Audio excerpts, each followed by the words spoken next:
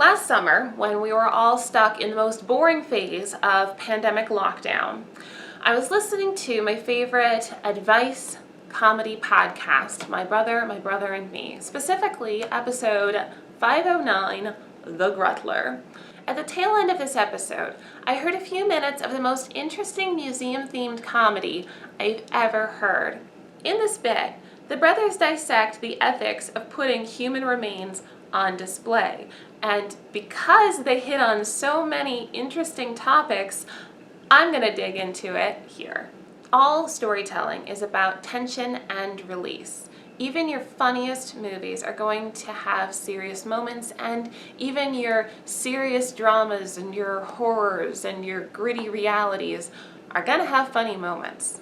In a way, the brothers touch on comedy gold because, in a very basic level, bodies don't belong in a museum. Bodies belong in a graveyard or a cemetery, or buried at sea, or sent off in a fiery Viking canoe, or in a burial mound, or entombed, but they don't belong behind glass cases for people to come and visit. People across the board, across the world, are weird about bodies. We're weird about them in different ways, but we all have our hang-ups, our taboos, our ideas. Sometimes it's not even about the physical body. Sometimes it's about a photograph of a body. For example, where I come from, a nude photograph can ruin your reputation. You know, like, we all have bodies under our clothes, but if the wrong person saw that body, I mean, that's it, you're fired. No matter where you live, you're going to have some kind of opinions and stigmas about bodies, whether it's the physical body, an image of the body, and for our purposes today, bodies in museums. Now, obviously, there's a big difference between real life and art, whether it's sculpture, photograph, or whatever. For example, at the Hirshhorn up on the 3rd floor, there is a statue of a big, pudgy, naked guy. At least he was there last couple times I went. I don't know if he's a permanent installation, but everybody who gets off that escalator gets treated to seeing him. Now, for the sake of argument, imagine if there was just a guy sitting naked, reading a paper, listening to music, doing what you do, but naked in a museum, right? The security guard would immediately be called because nudity in public is unacceptable. But what if it was a piece of performance art, you know? Maybe then it would be okay. Or maybe you would need to be of a certain age before you could go up to the 3rd floor. Or maybe you would have to, I don't know, sign something. And if you're talking about the age limits and the signing things of going upstairs to see performance art of someone naked doing, you know, just like whatever naked, well, why don't we take the same precautions for the photorealistic statue of a naked guy just kind of chilling up there? My point is that we take art a little differently than we take the actual physical, genuine human body. Maybe a more direct example of this would be if you went to a theater show and you knew that there was going to be some nudity on the stage, and you're in the same room as a naked person who, you know, there's no reason for you to be naked with them, but, you know, within the context of the story, it makes sense. But it's still a real flesh and blood physical person naked in the same room as you and dozens or hundreds of other people, right? Well, what if an audience member took off their clothes and just sat naked in the audience? Well, that's a problem. Even in contexts where you expect there to be a naked person, it matters which naked person. Now, these distinctions are not exactly arbitrary because they are based in cultural norms and mores, but because they're based in cultural norms and mores, they are socially constructed and they can change over time and they're different from culture to culture. And these distinctions can feel very drastic, even between two very similar cultures. For example, while I'm in Europe and there's a nude beach or something, that feels a little weird to me. Like, even if I join in, I'm in my head thinking, wow, I'm in Europe. So these distinctions that we draw around human bodies, whether they're living or remains or clothed or nude or artistic or just walking around living their lives, are all felt very intensely by the people who see them, whether they're interacting with another person or they're seeing art or they're enjoying the beach or whatever.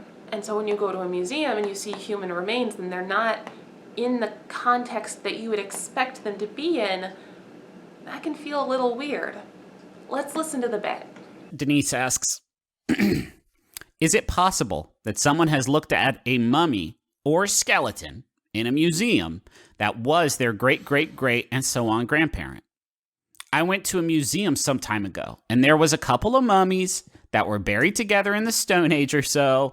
I know it sounds weird, but I felt a really strong connection to them. They felt like family. I got so sad. Is it even possible that they were related to me?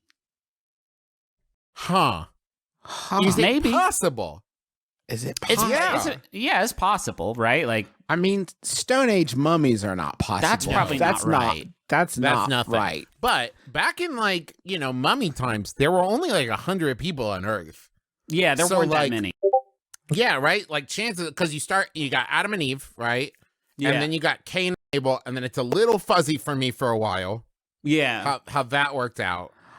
I really enjoy the idea that this question asker is in a museum and they're looking at some mummies and they're like, oh my God, I feel an incredible connection to these mummies. I think that I might be related to these mummies. I wonder when these mummies are from. The plaque is 3 feet away from me. Fuck, I don't know. Probably the Stone Age or some shit. Anyway, I gotta go get on Yahoo about this one. And if you see how they kind of have a head and body? I have a head and body too. That's just like me. We're the same animal. So, I know that they are probably my great-great... Let's figure out how many greats it is. Because I want to say, 4 or 5. It's not as many as you think it's going to be. And I think it's fucked up, actually, that there are mummies in museums. Because that's a dead body. And here we get to the pivot. This is the moment when Griffin realizes that he's talking about a human body that was grave robbed and is now on display in a museum thousands of miles from home. Sure. No one ever talks about that, but do you think that docents at museums are when kids come in, they walk up to the kids and are like, hey kids, you want to see a dead body? Because it is a dead person in there, I'm assuming. I mean... Boom, there's the tension. We've got a body in the museum. How are we supposed to feel about that body being in the museum? For the rest of the bit, Griffin is going to remain uncomfortable with the fact that we have human remains on display in a museum. He thinks this is very disrespectful, and he's not sure he feels okay with that. This is then put into tension with Justin and Travis's humor about the situation. And this is what makes the bit work, but it also reveals competing philosophies about the ethics of putting bodies in the museum in the first place. It's so interesting to me that he says, I think it's fucked up, actually, that there are mummies in museums. Because that's a dead body. Sure. No one ever talks about that. Because he is absolutely right.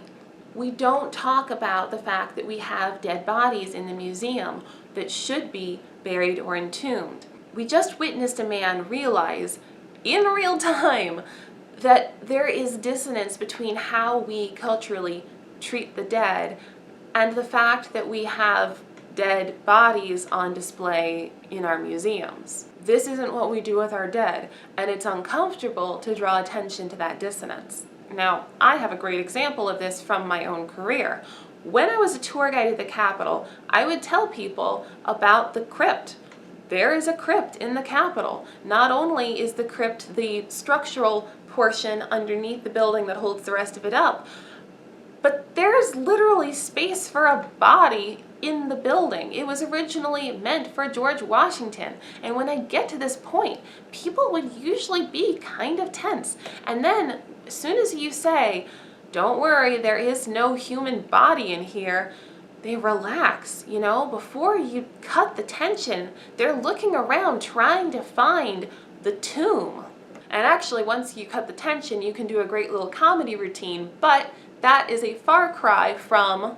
More museums should advertise, like when they have those mummy tours. Yeah. They should just have a huge banner that's like, "Hey kids, Dead folks. you guys want to see a dead That's body?" it. Back in my day, I didn't want to go to a museum that had a mummy in it for fear that it would come to life and suck all of my vital organs out of my body like the movie showed me that they could do. When really, I shouldn't have gone to see them because it is dead bodies. And now we've arrived at the point where cultural mores and institutional histories determine the museum's ethics.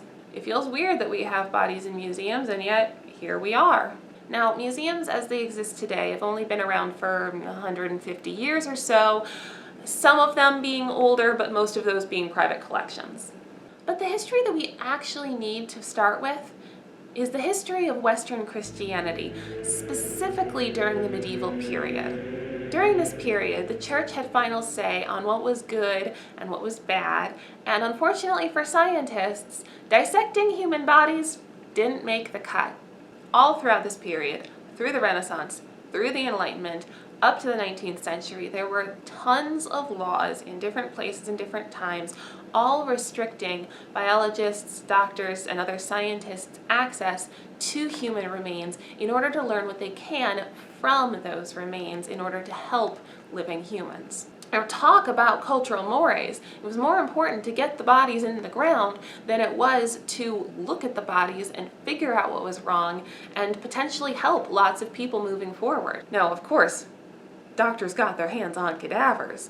You know, they would go grave digging, and then once people started associating doctors with being grave diggers, well, there was a whole shadow industry of grave robbers who would go and steal bodies and sell them to medical schools and cadaver labs.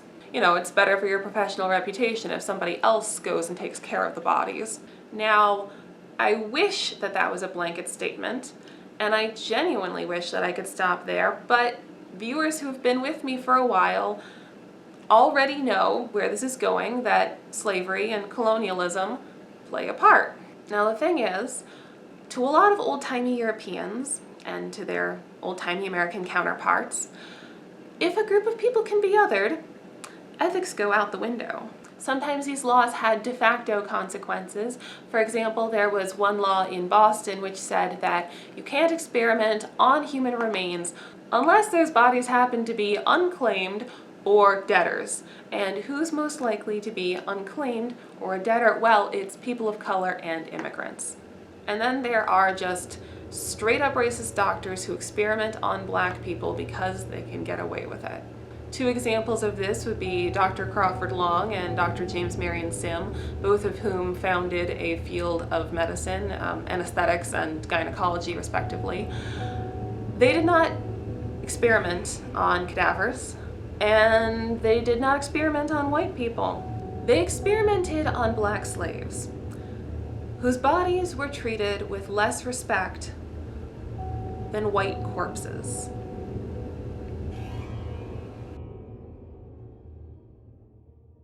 While these medical controversies from centuries ago may not initially seem to have that much to do with the question of whether or not to have bodies in a museum collection, there are some interesting and important similarities to underline. Museums are institutions which produce, share, and preserve knowledge. And while medical professionals prefer their bodies fresh, there's a lot that you can learn as a historian, an archaeologist, an epidemiologist, a biologist, to have bodies that are hundreds or thousands of years old. And I'm sure you know what happened next. These old-timey Europeans and old-timey Americans put every body that they deemed other enough into a museum. A notable example of this is Charles Byrne, who had giantism, and he knew that his body was an oddity, and he feared that he wasn't going to be treated with respect in death. And he made it clear that he wanted his body to be buried at sea so that nobody could gawk at him anymore. So of course they put him in a museum where he's been on display for over 230 years. Now, for a more systemic example, it wasn't until 1990 that NAGPRA was passed and museums and other research institutions had to repatriate 32,000 human remains to the tribes and living relatives. That sounds wild, but it's what you end up with when you have an institution that's been collecting since the mid-1800s. You make mistakes. Sometimes really big ones. Do museums have skeletons in them? I don't think they do, right? They do. Sure They got dinosaur do. skeletons, but they don't have human skeletons, do Well, they? dinosaurs were the It's not- humans of their day, Griffin. And they're not skeletons. It's like rocks saying what they thought the bones looked like if they remembered correctly. Whoa, Justin, that was fucked up what you said. It's the truth. So here's what's interesting about this bit.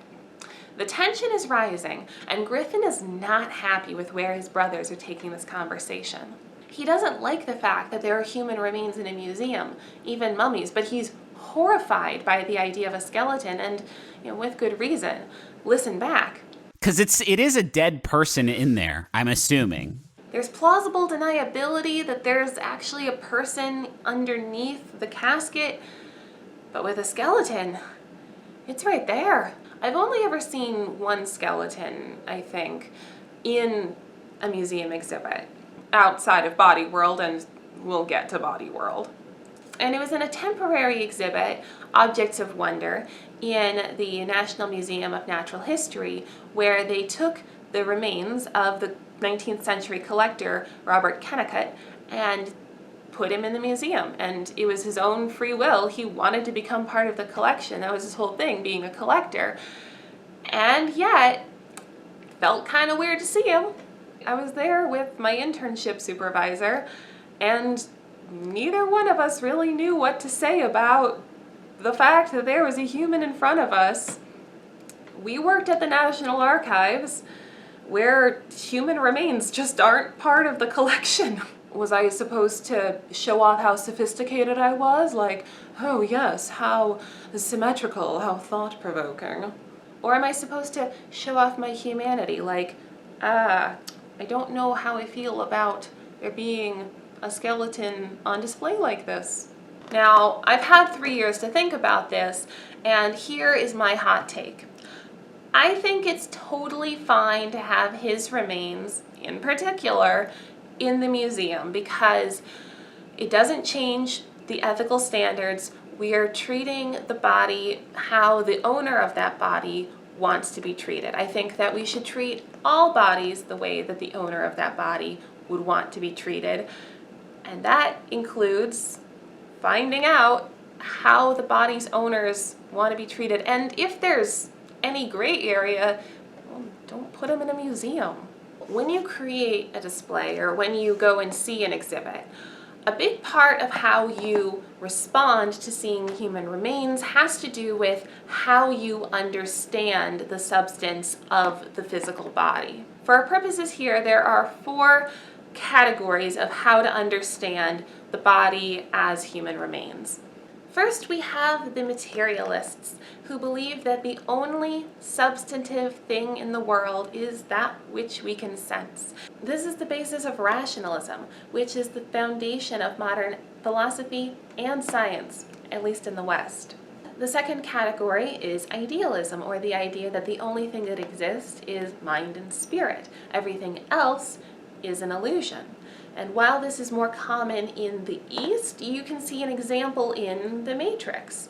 What's physically going on doesn't matter so much because you're really just your mind and your soul. These 2 ideas can then be combined in 2 ways. The third category is Cartesian dualism, the idea that we are body, but we're also spirit, and when we die, the spirit is gone and the body is merely an object.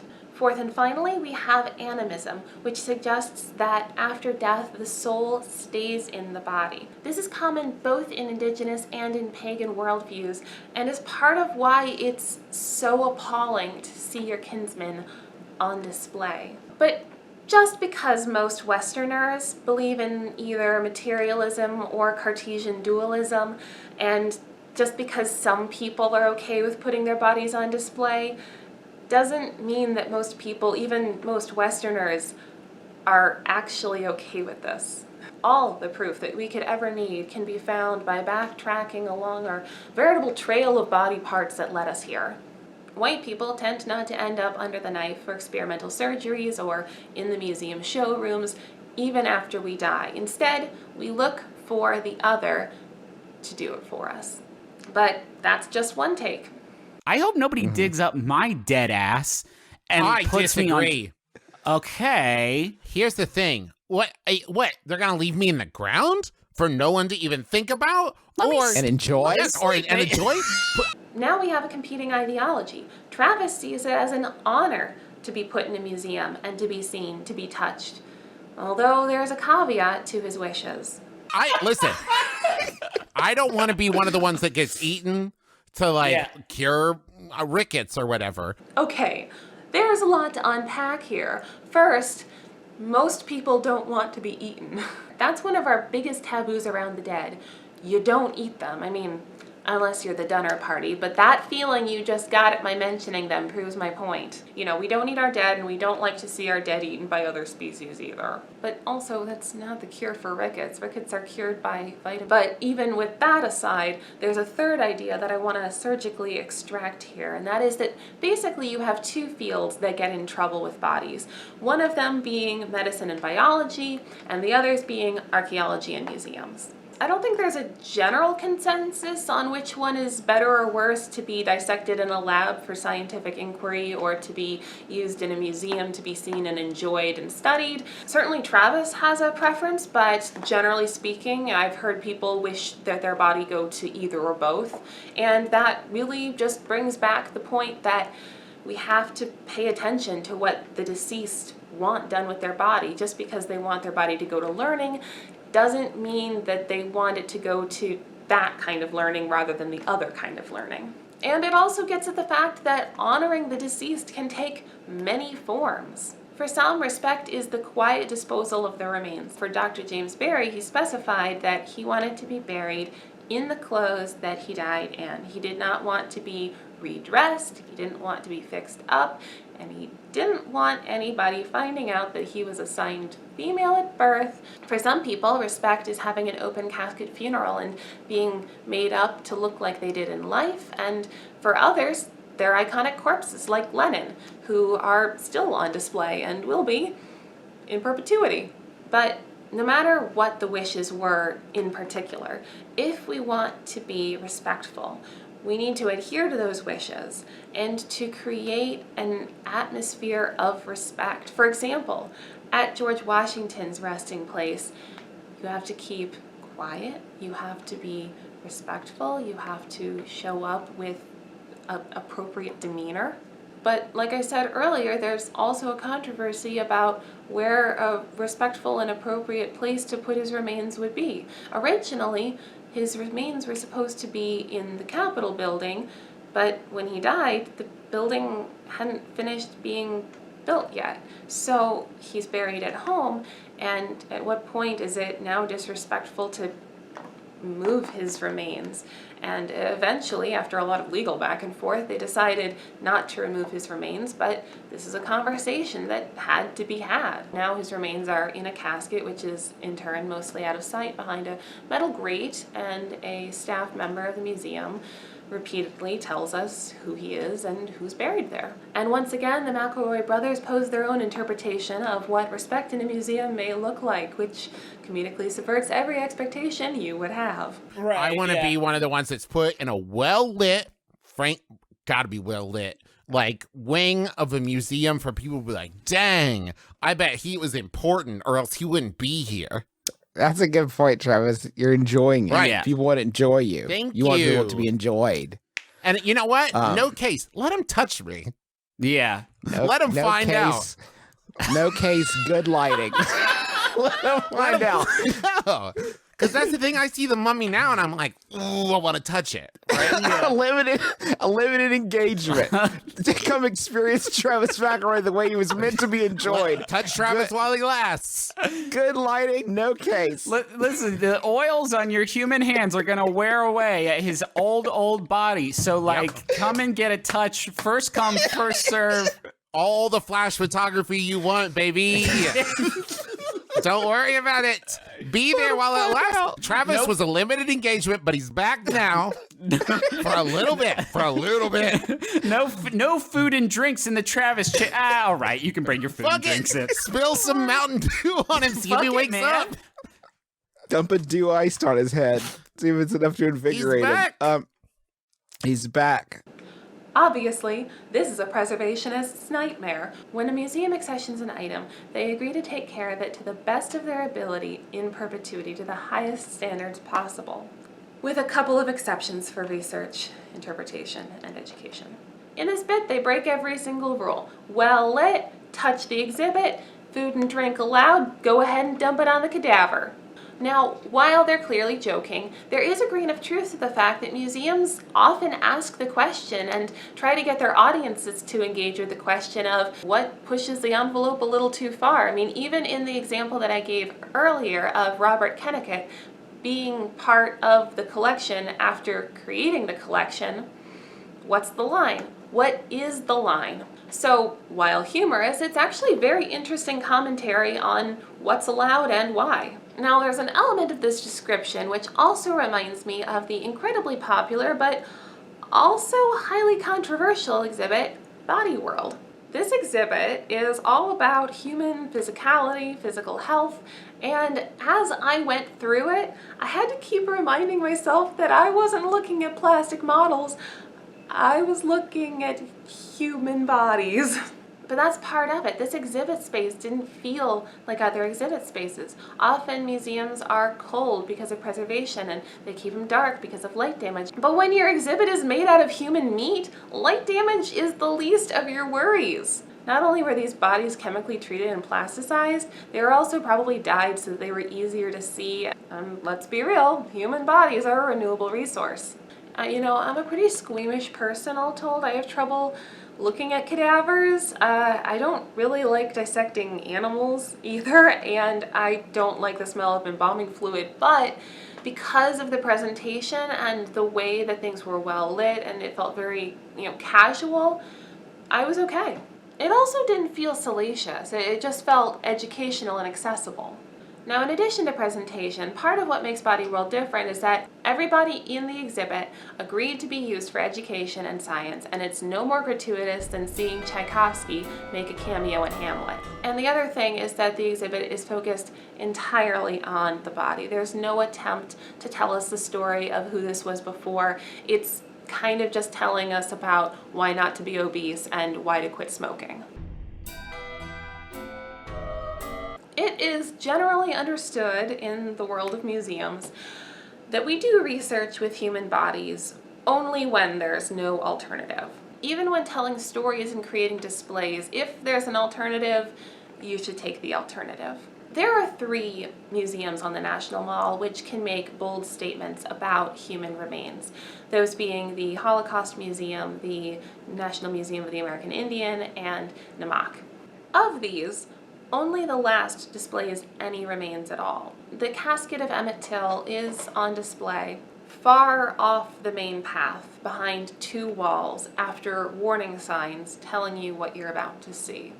And even still, it is the casket and not the body that one sees.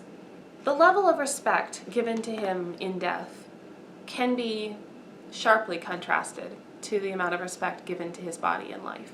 Human remains are all of their substance and all of the meaning projected onto them by the living, and herein I betray my own thinking on the matter.